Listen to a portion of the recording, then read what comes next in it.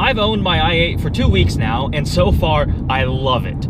I am planning on making a series of videos talking about the ownership experience, documenting what it's like to live with an i8 on a daily basis. Something cool about owning these cars is we get to get a lot more in depth with the videos, the reviews. Usually when we review a car, we get maybe a week max to spend with the vehicle. And sometimes as short as just a day with the car. Well, with this, we get to drive it for as long as we want, as often as we want, wherever we want. So I'm going to get to know this car really, really well.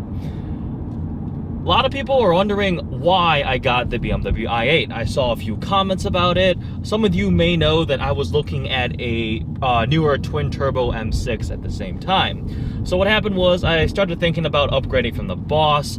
The few top contenders were potentially trying to find a Shelby GT350R allocation. Even those are really difficult to get for anywhere close to sticker right now. Other contenders were a used Jaguar F-Type R. Love those cars. A really good friend of mine has one though, so that kind of didn't want to be the second one in the group to get that car.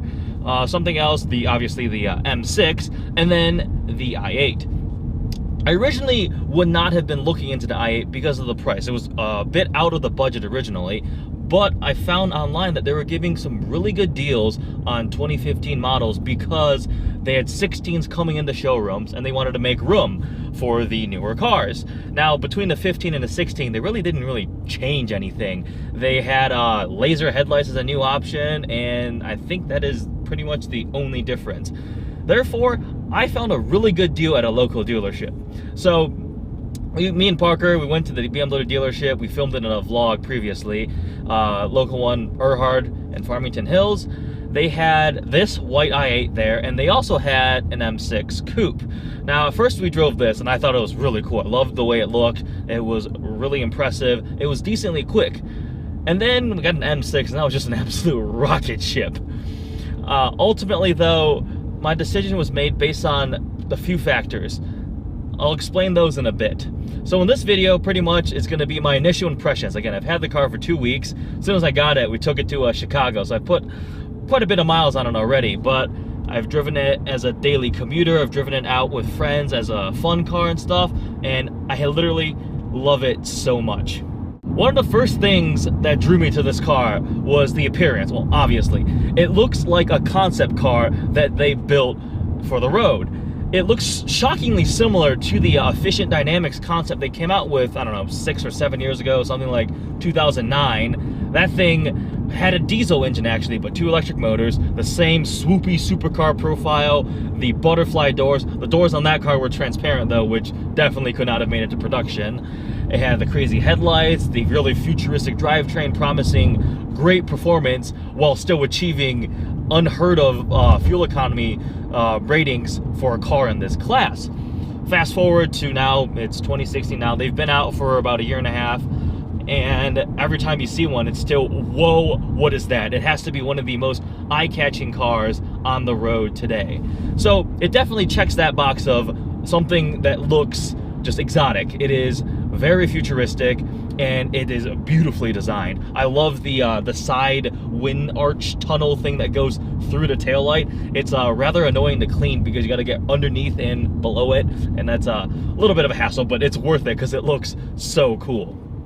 The second thing is the technology. I personally have always loved cars that pioneer futuristic technology that nobody else has developed yet.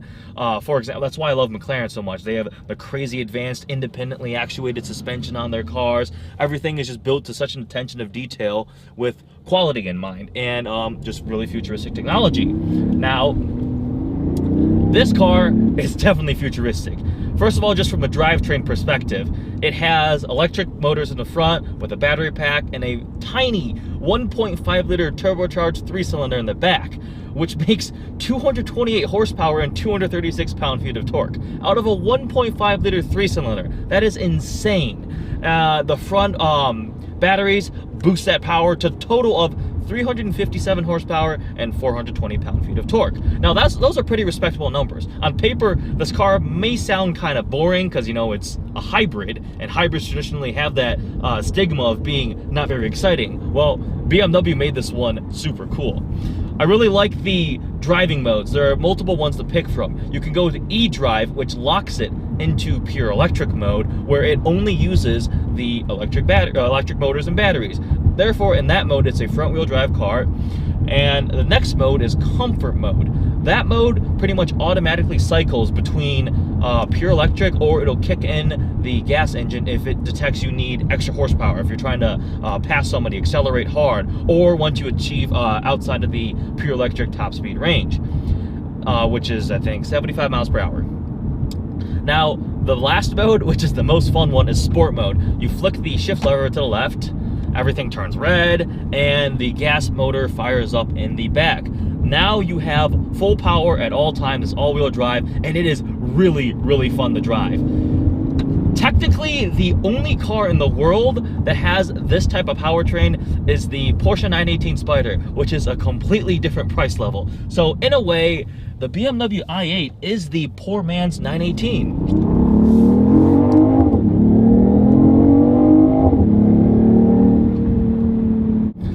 Other impressions from driving it for these first 2 weeks is the efficiency is kind of crazy.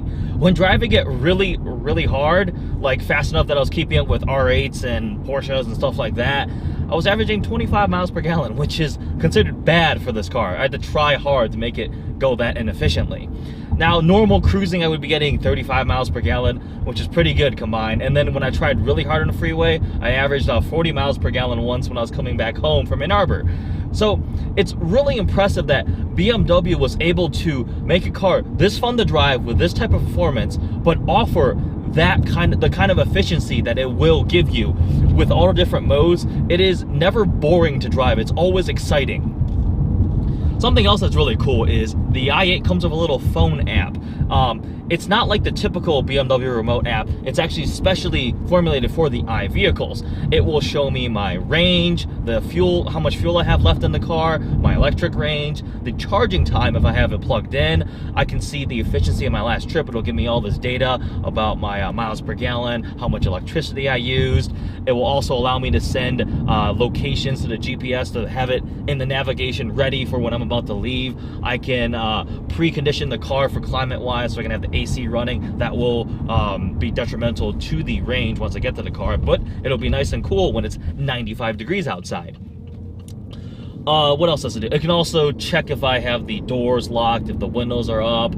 It serves as a remote too. Overall, it's just another piece of technology that makes the i8 such a futuristic car. I mean, it's kind of just cool to have an app that there's a little model of my car that I can control all these things and find all this information about the car. From an interior perspective, initially, I was rather disappointed when I first got in the car. I was hoping that the i8 would be something like the i3, using crazy materials, and the design is all over the place, and it just feels like a very futuristic just cabin of a vehicle. Whereas, if you sat in here and you didn't look at the outside, you would think you're kind of in a normal BMW. The shifter is the same exact thing out of every 5 Series out there. The buttons are shared. The layout is it's conservative. They didn't make it as wild as the exterior would suggest this car would have as an interior. Now, I have grown to like it a lot.